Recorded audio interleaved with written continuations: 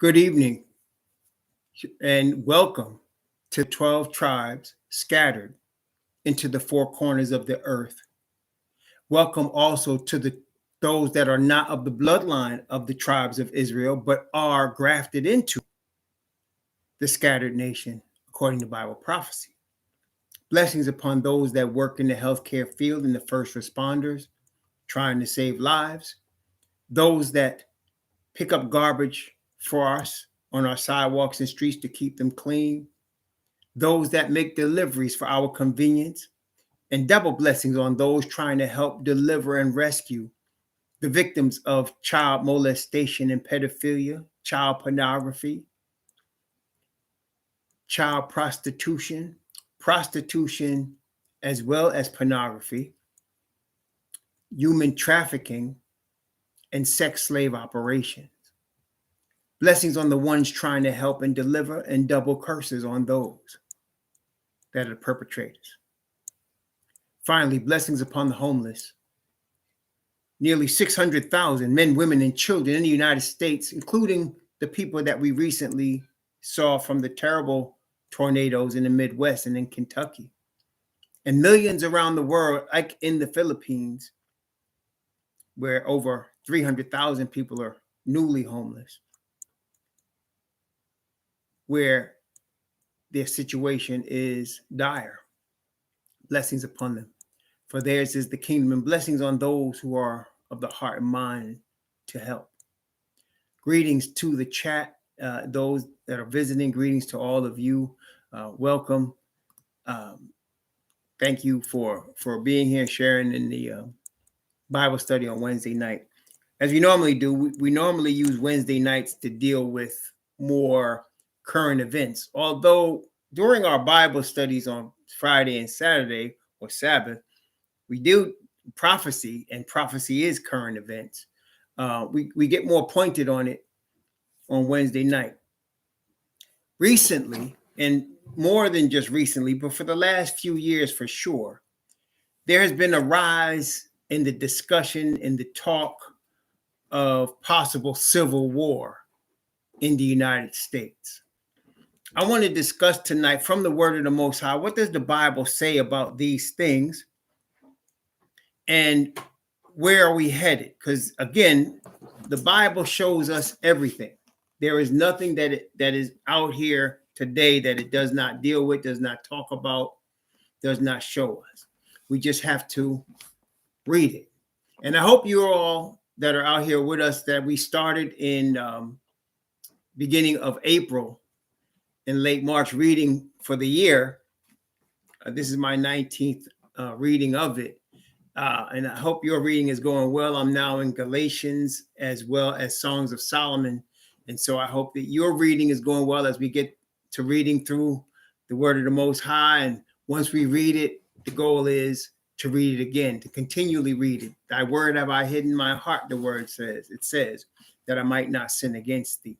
And thy word is a lamp unto my feet and a light unto my path. And we are living in times of darkness. And so the word of the Most High is basically the only thing that we can trust. And what makes the Bible, this King James Bible that I lean on completely, what makes it different from every other book is its prophecy. It's 100% accuracy in terms of prophecy.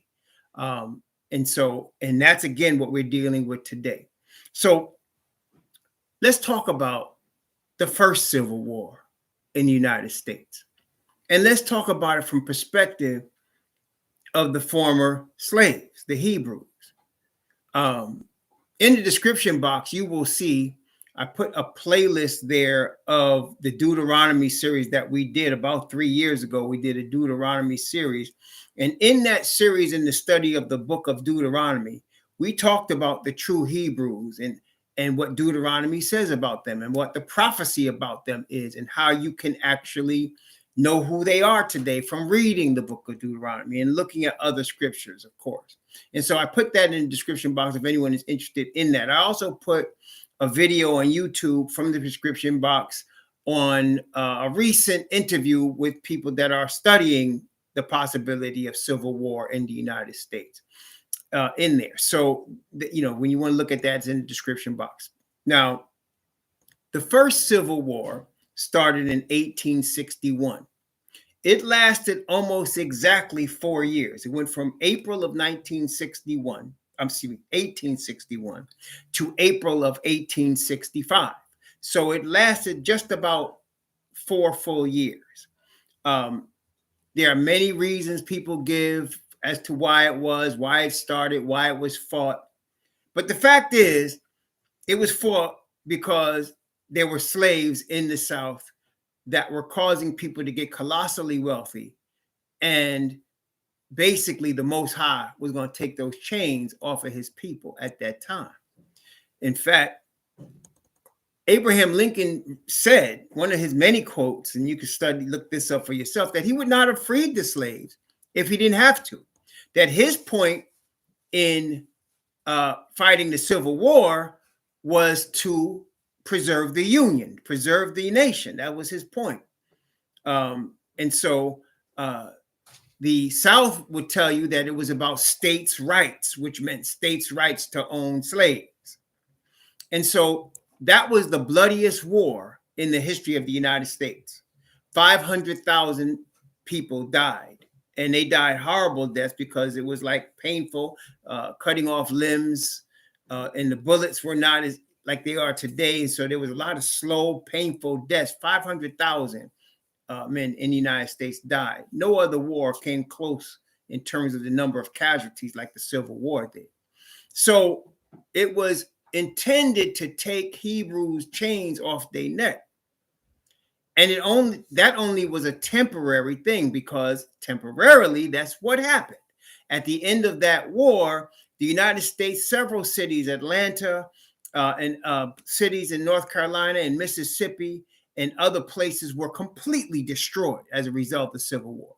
Completely destroyed. So that you had a period after the Civil War that was called the Reconstruction.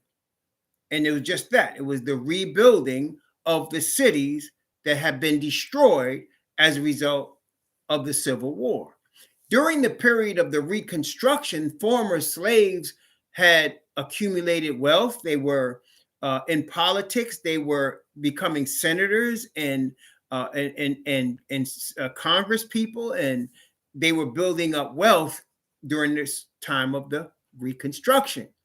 Once the United States was completely rebuilt, that all changed. And then you got Jim Crow. Jim Crow came, and then more oppression came. Your groups like your Ku Klux Klan rose, and the oppression started again. Okay. Recently, the talk of Civil War, well, let's put it this way. In the first Civil War, there were two clearly delineated sides. There was North and there was South. And it was divided by a line called the Mason-Dixon line around Maryland, going across the United States. And so you had North and South, two clearly delineated sides. Both sides had armies that they created, armies of soldiers. And so it was clear. But today, the people talking about Civil War are unclear about who or what they're fighting. Some people talk about Civil War because of the oppression of the government. Other people talk about Civil War because they're defending themselves against the people that are talking about oppression of the government. Others are talking about defending themselves against crime. Others are talking about defending themselves against white supremacists. And you have a whole bunch of reasons that people are giving for this so-called Civil War that they say is coming. Now, I'm going to speak a few harder truths now. I'm just going to warn you, and you may not like them, you may not agree with them, but my job is not to cause you to like or dislike. It's for me, from the Most High, to speak and to teach that which he deems in my spirit is true from his word. The United States was officially established, as we know, in 1776. Prior to that, there were colonies already in existence, right? And they built their wealth. It really accelerated with the work of slaves. Slaves brought mostly from West Africa. So that in 1776, when France basically recognized the U.S. as an official nation and the United States declared its independence, the nation was built on the backs of slaves. Its economy was built on the backs of slaves. Okay. And so that whenever you have a foundation that's built on oppression, your whole house is going to be messed up. And you cannot fix the house when the foundation is crooked. All you can do is tear the house down. Okay? That's all you could do. So that this nation, if the so-called African American is the true Hebrew, and this nation is built on his back, and from the time of its building, there's been no, for lack of a better word, reparation for what was done to him. And if there is a Most High that is his God, it adds up to a problem for the United States. It adds up to a problem. Now, let's look at what the Bible says in instances where Hebrews were under attack. And let me just caveat it this way, not just Hebrews, repentant Hebrews, because that's the key here. That's the key. We who are followers of the truth of the word of the Most High understand that victory is not gained simply by picking up guns. It's not gained by marching in streets and demanding rights. Victory is gained by repentance to our God, by trusting in his power, by trusting in obedience to his commands. Victory is gained when he dispatches angels of power that man cannot deal with. So let's look at a couple of instances in the word of the Most High, 2 or 3 witnesses, as the word says, where it's telling us what happened when repentant Hebrews were attacked. First one is in 2 Chronicles chapter 20. This is a classic one. If you have never read 2 Chronicles chapter 20, I admonish you to read it because it is so inspirational and, again, prophetic in what it says. Now, I'm going to start at verse 1, and I'm going to read through this chapter, but I'm not going to read the whole chapter. I'm probably going to read down to verse 27, but I'm going to start at verse 1 and read piece by piece so that we get a context of what's going on here. So here in 2 Chronicles chapter 20, beginning at verse 1, it came to pass after this also that the children of Moab and the children of Ammon, and with them other beside the Ammonites, came against Jehoshaphat to battle. Jehoshaphat was the king of Judah.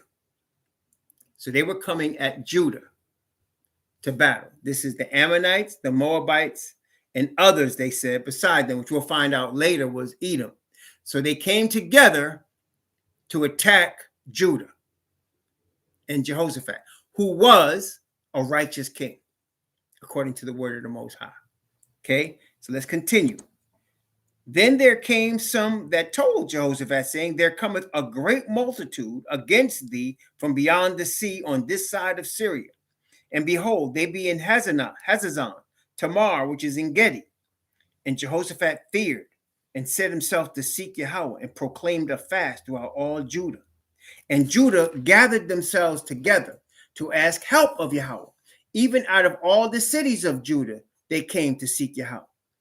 Jehoshaphat stood in the congregation of Judah and Jerusalem in the house of Yahweh before the new court and said, Yahweh, most high of our fathers, art not thou the most high in heaven?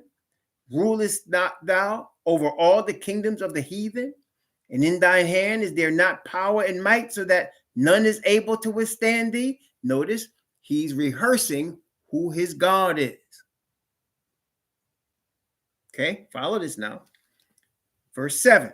Art not thou our most high, who didst drive out the inhabitants of this land before thy people Israel, and gavest it to the seed of Abraham thy friend forever? And they dwelt therein, and have built thee a sanctuary therein for thy name, saying, if when evil cometh upon us, as the sword, judgment, or pestilence, or famine, we stand before this house in thy presence, for thy name is in this house, and cry unto thee in our affliction, then thou wilt hear and help. And now, behold, the children of Ammon in Moab, in Mount Seir, whom thou wouldest not let Israel invade when they came out of the land of Egypt, but they turned from them and destroyed them not. Behold, I say how they reward us, to come to cast us out of thy possession, which thou hast given us to inherit. So he's recounting the promises, and he's recounting how the Most High spared those nations when they could have destroyed them. But he said, I've given this land to Lot, I've given this land to Esau, and don't touch them. Okay, that's what he said. O our Most High, wilt thou not judge them? For we have no might against this great company that cometh against us, neither know we what to do, but our eyes are upon thee. Now, there's a key here, brethren. The eyes of Judah was on Yah, the Most High. They were not trusting in weapons. They were not trusting in man. Okay, and the multitude came at them suddenly, and they was overwhelmed by that number. They knew they couldn't deal with it right away for themselves.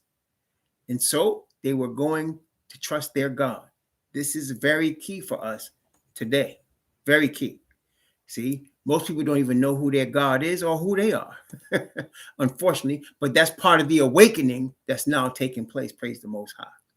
Okay, we're talking about civil war today. Watch. And all Judah stood before Yahweh with their little ones, their wives, and their children. Then upon Yahaziel, the son of Zechariah, the son of Benaiah, the son of Yael, the son of Mattaniah, a Levite of the sons of Asaph, came the Spirit of Yahweh in the midst of the congregation. And he said, hearken ye, all Judah, and ye inhabitants of Jerusalem, and thou, King Jehoshaphat. For thus saith Yahweh unto you, be not afraid nor dismayed by reason of this great multitude, for the battle is not yours, but Yah's. Brethren, when we are on Yah's side and we are seeking obedience to him by his Spirit, we don't have to worry about nobody's guns, nobody's civil war, nobody's Proud Boys, Ku Klux Klan, white supremacists, or anything else. When we're trusting in our God. Notice the Spirit came on that brother and he said, the battle's not yours, it's Yah's. You see, when you're on Yah's side, your enemies are his enemy. Your enemies are his enemy when you're on his side. When you're not on his side, then you're on his enemy's side. And at this stage of Earth's history, where we only have a few years left of this kingdom, these battle lines are being drawn every day. Let's continue. Verse 16. Tomorrow go ye down against them. Behold, they come up by the cliff of Ziz, and ye shall find them at the end of the brook before the wilderness of Jeruel. Ye shall not need to fight in this battle. Set yourselves, stand ye still, and see the salvation of Yahweh with you. For, O Judah and Jerusalem, fear not, nor be dismayed. Tomorrow go out against them, for Yahweh will be with you. And Jehoshaphat bowed his head with his face to the ground, and all Judah and the inhabitants of Jerusalem fell before Yahweh and worshipped Yahweh. And the Levites of the children of the Kohathites and of the children of the Korites stood up to praise Yahweh, Most High of Israel, with a loud voice on high. And they rose early in the morning and went forth in the wilderness of Tekoa. And as they came forth, Jehoshaphat stood and said, hear me, O Judah, and ye inhabitants of Jerusalem. Believe in Yahweh your Most High, so shall ye be established. Believe his prophets, so shall ye prosper. Praise the Most High. Now watch what. And when he had consulted with the people, he appointed singers unto Yahweh, that they should praise the beauty of holiness, as they went out before the army to say, praise Yahweh, for his mercy endureth forever. So they're coming against armed nations, and they're praising the Most High as they approach the armed conflict. Okay. Again, I want to express civil war is a war when people are fighting each other that are in the same nation or on the same side, and they start fighting each other. That's civil war, fighting each other. Okay. The United States Civil War was between North and the South of the people of the same nation. Remember that. Okay. Here we go. Verse 22. And when they began to sing and to praise, Yahweh set ambushments against the children of Ammon, Moab, and Mount Seir, which were come against Judah, and they were smitten. For the children of Ammon and Moab stood up against the inhabitants of Mount Seir utterly to slay and to destroy them. And when they had made an end of the inhabitants of Seir, everyone helped to destroy another. They started fighting each other. The Most High had them destroy each other. Doesn't that sound like the 1861 Civil War? Didn't they destroy each other? So that civil war is people fighting with themselves. Okay.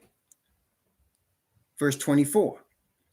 And when Judah came toward the watchtower in the wilderness, they looked unto the multitude, and behold, they were dead bodies fallen to the earth, and none escaped. And when Jehoshaphat and his people came to take away the spoil of them, they found among them in abundance both riches and dead bodies, and precious jewels, which they stripped off for themselves, more than they could carry away. And they were 3 days in gathering of the spoil. It was so much. And on the 4th day, they assembled themselves in the valley of Barakah. For there they blessed Yahweh. Therefore, the name of the same place was called the Valley of Barakah unto this day, Valley of Blessing. Then they returned, every man of Judah and Jerusalem, and Jehoshaphat in the forefront of them, to go again to Jerusalem with joy, for Yahweh made them rejoice over their enemies. So you see, there was an attack planned on Yah's chosen, and the Most High caused them to hurt each other. Wait a minute. There's more. Before I go to the next witness, though, I want to show you something that we studied just this past week in the prophet Joel. Joel chapter 3. Joel chapter 3. Joel 3, beginning at verse 1, talking about our time, what's coming in just a few years. Joel chapter 3. Notice what it says. Joel chapter 3, I'm going to begin at verse 1. And I'm gonna go from verse 1 down to verse 7. For behold, in those days, in that time, when I shall bring again the captivity of Judah and Jerusalem, he's bringing again the captivity of his people. I will also gather all nations and bring them down to the valley of Jehoshaphat. Did you notice that? And will plead with them there for my people and for my heritage Israel, whom they have scattered among the nations and parted my land. And they have cast lots for my people, and have given a boy for an harlot, and sold a girl for wine, that they might drink. Slavery. Yea, and what have ye to do with me, O Tyre and Zidon, and all the coast of Palestine? Will ye render me a recompense? Or will ye recompense me swiftly? And if ye recompense me swiftly and speedily, I will return your recompense upon your own head. Because ye have taken my silver and my gold, and have carried into your temples my goodly pleasant things. The children of Judah and the children of Jerusalem have ye sold unto the Grecians. Those are the children of Yephet, what we would call today Europeans. That ye might remove them far from their border. Behold, I will raise them out of the place whither ye have sold them, and return your recompense upon your own head. Notice he called it the valley of Jehoshaphat. That's prophecy. That's coming. Okay. And that's not even one of the witnesses we were talking about today. But while we're here, let's look at Ezekiel chapter 38. We know Ezekiel 38 is the second resurrection, but I want you to notice what it says. Ezekiel 38.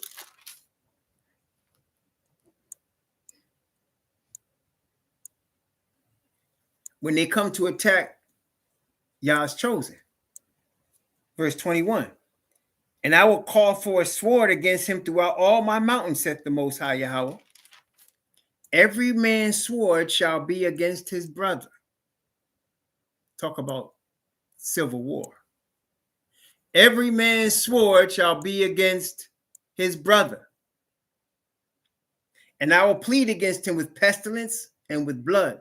And I will rain upon him and upon his bands and upon many people that are with him in overflowing rain and great hailstones, fire and brimstone. And I will magnify myself and sanctify myself, and I will be known in the eyes of many nations, and they shall know that I am Yahweh. Talk about civil war. Wait, let's get another witness. Let's go to Revelation chapter 17, where the great whore is, which is now establishing herself as I'm speaking to you. Revelation chapter 17. Now, we're studying Revelation now. Okay, we just started last week, so we're in chapter 1 now, but we have previously studied Revelation. We did a Revelation series 2021. Earlier this year, we finished it, and we're starting Revelation series 2022. But if you want to look at Revelation 17 in detail, go back and look at Revelation series 2021 in the Raw Hebrew Remnant YouTube site or rawhebrewremnant.org on the website, and you'll see that. But where am I going to start here? I'm going to start with, well, let me start from verse 1. This is 18 verses. Let's start at verse 1, Revelation chapter 17. Notice what it says, Revelation 17, beginning at verse 1. And there came one of the 7 angels, which had the 7 vials, and talked with me, saying unto me, Come hither, I will show thee the judgment of the great whore that sitteth upon many waters. So he's showing John judgment of the great whore. Revelation talks about 2 women. One of them is a woman with a crown of 12 stars. The other one's a great whore. 2 women. The crown of 12 stars represents the nation of Israel, his chosen people. The great whore represents a religious power also. It's a world religious power that has deceived the earth and is run by Satan. And the reason I can say it deceives the earth because nobody that's in it really realizes what's going on. And that whore is Christianity, started with the Vatican. All the Christian churches today, everyone, has its origin as Catholic. There is not one that did not originate in the Catholic Church. And the Roman Catholic Church is the queen of them. And all of them, I don't care which one you name, its origins, its founders of that, you can name Mormons, Jehovah's Witnesses, Seventh-day Adventists, Baptists, Methodists. They all started with some Catholic priest that left the Catholic Church to start their religion. So all of them are children of the Catholic Church. All of them. The Pentecostals, all of them. Church of God. They all originate with people that were once Catholic. Why is that important? Well, let's read. Let's keep reading. Verse 2, with whom the kings of the earth have committed fornication, and the inhabitants of the earth have been made drunk with the wine of her fornication. So he carried me away in the spirit into the wilderness, and I saw a woman sit upon a scarlet-colored beast, full of names of blasphemy, having 7 heads and 10 horns. And the woman was arrayed in purple and scarlet color, and decked with gold and precious stones and pearls, having a golden cup in her hand, full of abominations and filthiness of her fornication. Now I'm going to stop here. I'm reading through this faster than I normally would if we were actually studying Revelation. But I want to stop here for the purpose of pointing out that he was taken into the wilderness. The wilderness translated desolate area. A desolate area. Nobody knew that this woman was out there in the wilderness. She was riding a beast. A beast represents a kingdom or a nation or a government. And nobody knew she was out there. She was in the wilderness. She was operating in secret so that the people did not know she was really controlling things. It wasn't obvious. See, a lot of people want to look at the Ashkenazi Jews because obviously they also have been a problem. I mean, really, right? Controlling things, interest, controlling banks. They've been doing that for centuries. That's obvious. But really, they are just puppet people for this whore. That's why it's in the wilderness. Nobody knows she is really controlling everything. It's secret. In the wilderness, okay? It's secret. Well, the Bible does talk about the Muslims, but no. And the reason it's not the Muslim is because first the Bible talks about the Muslims in Revelation 9 as attacking this whore, which they had done with the Ottoman Empire. But there's only one person on the entire planet Earth that is the king of his nation and the head of his church. There's nobody else on the earth. There's only one person on the entire planet Earth that is the king of his nation and the king of his religion. There's only one. And that would be the Pope. What nation is he the king of? Well, look it up. The Vatican is a nation. Vatican City is a nation within Italy. It's a separate, independent nation.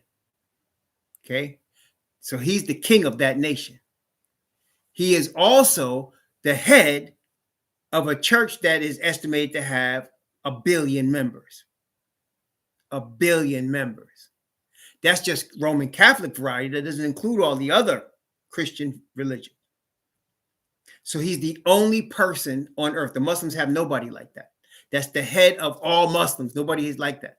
They point to a man that's dead, Muhammad, as their founder, but the Catholic Church has a continually person in this office. That's the head of the nation of the Vatican and the head of his church. There's nobody on the earth like that. Okay, nobody. He's the most powerful, in that regard, he's the most powerful man on the planet. And he has people that belong to his faith that are in the Supreme Court, in the White House, in the Congress, in the Senate, at the heads of all the major corporations in Hollywood, everything. That's why it says the kings of the earth commit fornication with her. Okay, there's nobody on the planet like that. And that's not even including all of the secret societies that are under him. Okay, so yeah, that's why we know this is who this represents. Among other things, like we studied Daniel and we studied Revelation and we study other prophecies that point to the same thing, especially Daniel. And we're going to see that as we study the Revelation series again this year. But Daniel particularly, points to him. So we're going to show that. But this one is showing that it's in the wilderness. And I want you to also notice the colors. Notice the colors. Revelation chapter 17, verse 4. Notice the colors. And the woman was arrayed in purple, in scarlet color. Now, purple and scarlet color. In the Bible, there are people that wear purple and scarlet color. Do you know who they are? In the Bible, there are people that wear purple and scarlet color. And they wear it on linen. Who is that? It is the Levites. The Levites wear purple and scarlet, but this is not the Levites. But this is a religious body that's operating in secret. Purple and scarlet color. And it says, decked with gold and precious stones and pearls. Rich. Powerful. Okay. And a golden cup in her hand full of abominations and filthiness of her fornication. And upon her forehead, a name written, mystery. Again, secret, mystery. Bible says he rules by craft. In fact, let's take a look at that. Daniel chapter 8. Again, we're going to study this when we go back into Revelation, but look at Daniel chapter 8, verse 23, 24, and 25. Daniel 8, 23, 24, and 25. And in the latter time of their kingdom, when the transgressors are come to the full, a king of fierce countenance and understanding dark sentences shall stand up. And his power shall be mighty, but not in his own power. And he shall destroy wonderfully and shall prosper and practice, and shall destroy the mighty and the holy people. And through his policy also he shall cause craft to prosper in his hand. And he shall magnify himself in his heart, and by peace shall destroy many. He shall also stand up against the prince of princes, but he shall be broken without hand. Same thing. Okay? Same thing. Again, we'll study much more of this when we go here, but here is showing that power that is the Roman Catholic Church and Christianity under it. And it's not only a religion, but it's a government, because Vatican is not only religion, it's a government. And it not only controls all other Christian religions, it also through that controls governments. Hey, listen, when the Pilgrims came here, were they not Christians? Did they not slaughter all the Indians? When they came to the land that's not the United States, when they came to Canada, they did the same thing. How about Mexico? How about what's now Central America? How about South America and Brazil? How about Africa? Did they come with those crosses in peace and destroy the people and take over? By peace shall destroy many. Okay. There you go. Puritans are a form of Christians. That's exactly right. Puritans are a sect of Christians. That's what they were. Exactly. You had some of those. And then you had, of course, you had the people on Rhode Island where they killed the Indians, and Roger Williams was trying to escape from them. Those are the Puritans. Again, all of them are offshoots of Rome. Okay, all of those sects, Quakers, Puritans, they started with Rome and came from there. Okay, that's why it says the mother of harlots and abominations of the earth. Mystery, Babylon the Great, mother of harlots and abominations of the earth. Okay, and by peace destroy many. Well, later on, we're not going to read. I'm going to because I went through that too much, more than I wanted to. But at the end of chapter 17, I want you to notice we're talking about civil war today. So I want you to notice something. Revelation 17. I'm going to begin at verse 12. Watch what it says. We're talking about civil war. Revelation 17, beginning at verse 12. And the 10 horns which thou sawest are 10 kings, which have received no kingdom as yet, but receive power as kings 1 hour with the beast. These have one mind, and shall give their power and strength unto the beast. These shall make war with the Lamb being the Messiah. So the power of this earth is going to make war with the Messiah. And you thought the Christians loved Jesus, right? They're going to make war with the Messiah. Okay? And the Lamb shall overcome them, for he is Lord of lords and King of kings. And they that are with him are called and chosen and faithful. Now watch this. And he said unto me, the waters which thou sawest where the whore sitteth are peoples and multitudes and nations and tongues. And the 10 horns which thou sawest upon the beast, these shall hate the whore, and shall make her desolate and naked, and shall eat her flesh and burn her with fire. Now let's stop right here and let's look again at what we just read. Let's go up again to verse 12. And the 10 horns that thou sawest are 10 kings, which have received no kingdom as yet, but receive power as kings 1 hour with the beast. These have one mind, and shall give their power and strength unto the beast. So they're giving their power and strength unto the beast that the whore is riding. But then in verse 16, and the 10 horns which thou sawest upon the beast, these shall hate the whore. So they're on her side, and then they turn and they start destroying her and destroying each other. We're talking about civil war. Okay? And shall make her desolate and naked, and shall eat her flesh and burn her with fire. For Yah hath put in their hearts to fulfill his will. Remember we read in Ezekiel? They're going to be destroying each other. Remember we read in Chronicles? They go against each other. Why? Because they start oppressing Yah's chosen. Yah's repentant chosen.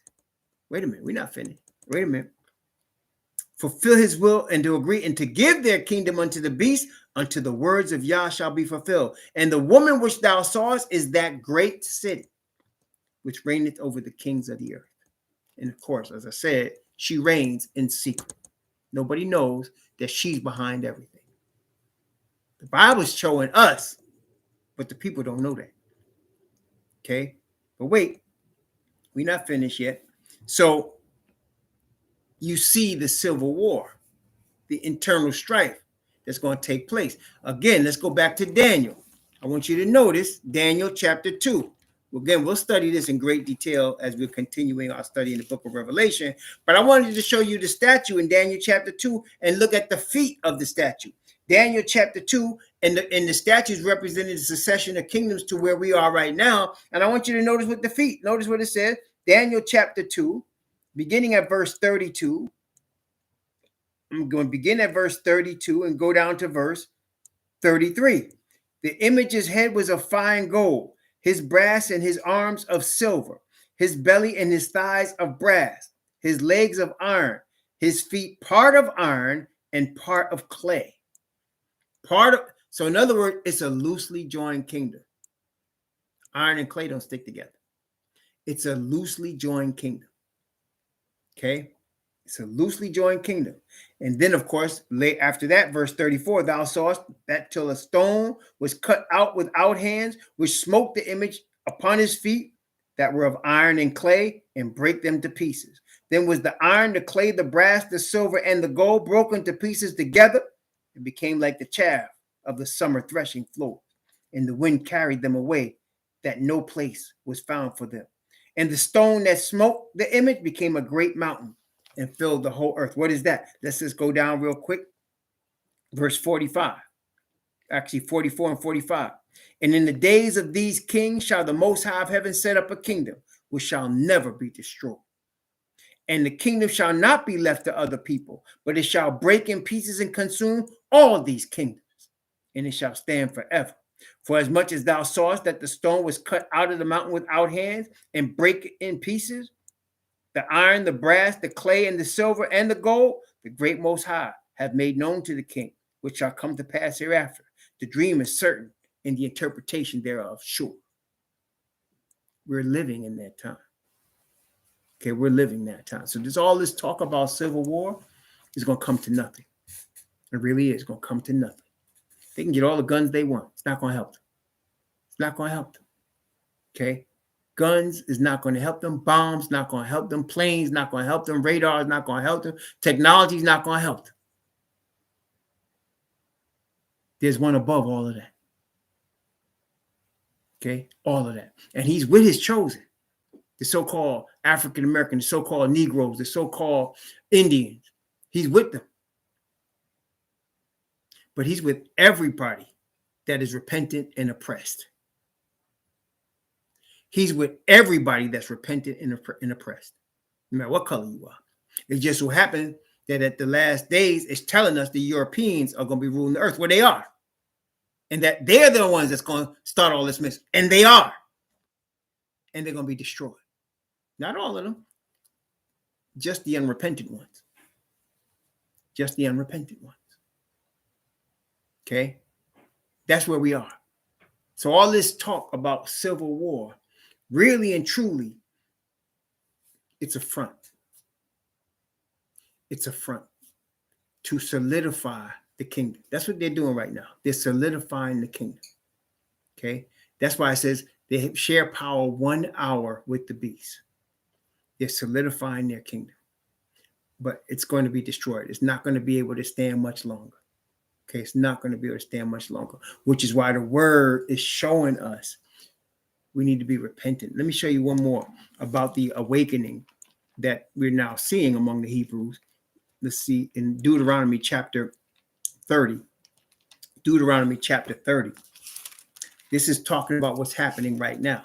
Deuteronomy chapter 30. See how Deuteronomy, written 4,000 years ago, is giving us prophetic utterance about 2021. Amazing, isn't it?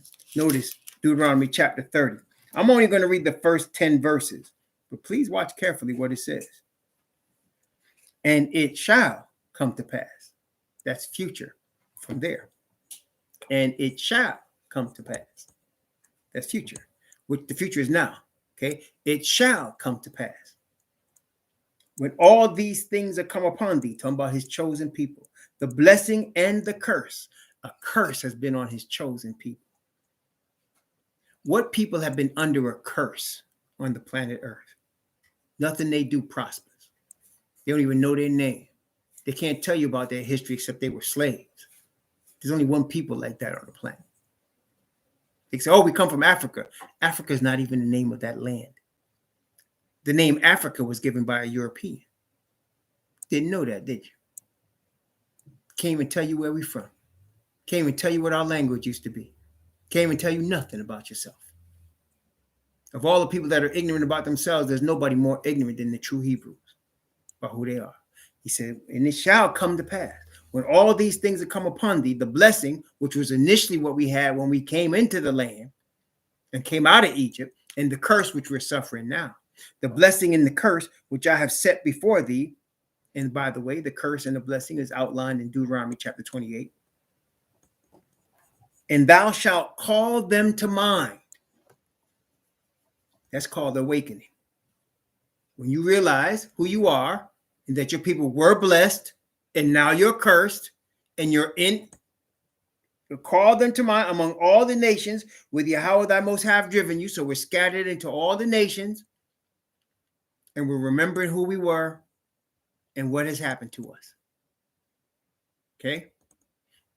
Continue. And thou shalt return to Yahweh thy most high. That's not to white Jesus or Christianity or Judaism. None of those exist in the Bible. I know that's hard for you to see, but please find for me where the term Christianity is in the Bible, or where Messiah was creating a new religion and doing away with what was taught to Abraham, Isaac, and Jacob.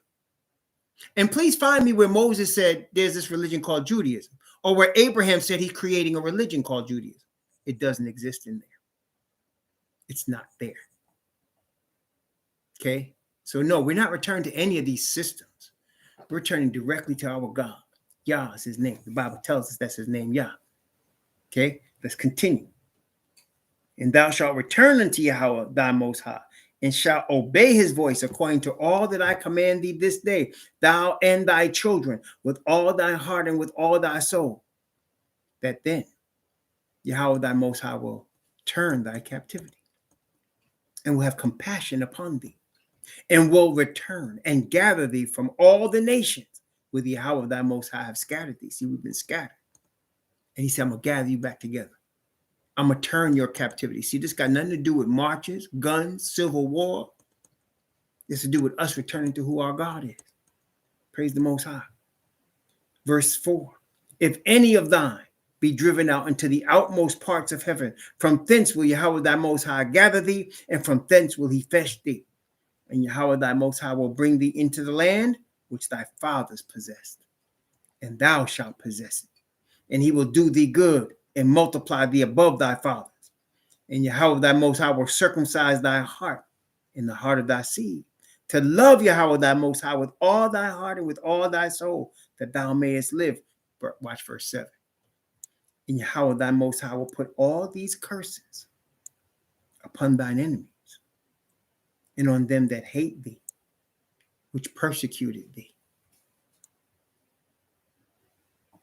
And thou shalt return and obey the voice of Yahweh, and do all his commandments which I command thee this day. And Yahweh thy Most High will make thee plenteous in every work of thy hand, in the fruit of thy body, in the fruit of thy cattle, and the fruit of thy land for good. And Yahweh will again rejoice over thee for good, as he rejoiced unto thy fathers. If thou shalt hearken unto the voice of Yahweh thy Most High, to keep his commandments and his statutes which are written in this book of the law. And if thou turn unto Yahweh with all thy heart. So imagine being prosperous. Imagine having no debt. Imagine not worrying about money or taxes. Imagine everybody being equal and having equal opportunity and being blessed in everything you touch. Imagine you going out to plant something and it grows and it will never die and it's going to continue to produce everlasting food. Imagine that, because that's what's coming. That's what's coming. Revelation chapter 13. Revelation chapter 13. Talking about the whore and the beast. Revelation 13, verse 7 and 8, 9, and 10. 7 to 10. Watch what it says. Revelation 13, 7 through 10. And it was given unto him to make war with the saints. That's us. There ain't no church membership. The saints are the Hebrews, the Israelites, the true bloodline. It was given him to make war with us. You don't think why Jesus helped us? What has why Jesus done for us? Since we've been in these chains in this land, what has it done? What has that done for us? Be real now. What has Christianity done for us? It's made a lot of reverends pretty rich.